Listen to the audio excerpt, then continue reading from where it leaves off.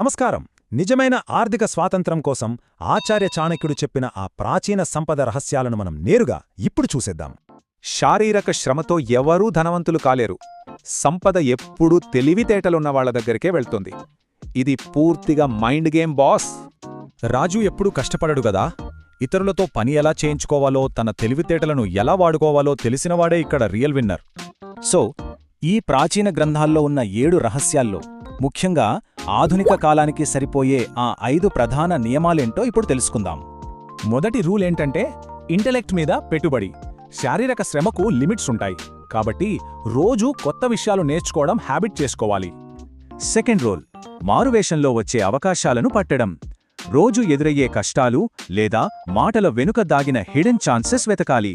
పోయిన డబ్బును మళ్లీ సంపాదించొచ్చు, కానే సమయం పోతే రాదుగదా. సంపద సృష్టిలో టైం కంటే విలువైనది మరొకటి లేదు. అందుకే మూడవ రూల్ పక్కా టైం మేనేజ్మెంట్. మన సమయాన్ని వృధా చేసే అలవాటులను రోజూ చెక్ చేసుకుని వాటిని పూర్తిగా వదిలేయాలి. ఇకపోతే ఈ మానసిక మార్పు చాలా ముఖ్యం. సంపద రాకముందే దాన్ని నిలబెట్టుకునేలా మన మనసును, క్యారెక్టర్ను ముందుగానే సిద్ధం చేసుకోవాలి. ఎందుకంటే కంట్రోల్ లేకపోతే చిల్లులున్న కుండలో నీళ్లు పోసినట్లే. ఎంత సంపాదించినా క్రమశిక్షణ లేకపోతే ఆ సంపద అలా నీళ్లలా వెళ్ళిపోతుంది. ఫోర్త్ రూల్, గ్రౌండెడ్గా ఉండటం. 5 స్టార్ హోటల్ అయినా, స్ట్రీట్ ఫుడ్ అయినా మన ప్రవర్తన ఒకేలా ఉండటమే నిజమైన క్రమశిక్షణ. జాగ్రత్తగా వినండి.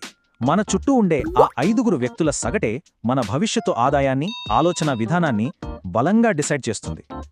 అందుకే 5వ రూల్, సర్కిల్ను కరెక్ట్గా ఎంచుకోవడం. తెలివైన వాళ్లతో రోజు గడపాలి. నెగటివ్ మైండ్ సెట్ ఉన్న బద్ధకస్తులను వెంటనే దూరం పెట్టాలి. మరి సంపదొచ్చాక స్నేహితులు అప్పడిగితే రిలేషన్ చెడిపోకుండా వాళ్లను సున్నితంగా ఎలా కాదనాలో తెలుసుకోవడం కూడా చాలా ఇంపార్టెంట్. అప్పు అనేది అచ్చం చెదపురుగు లాంటిది.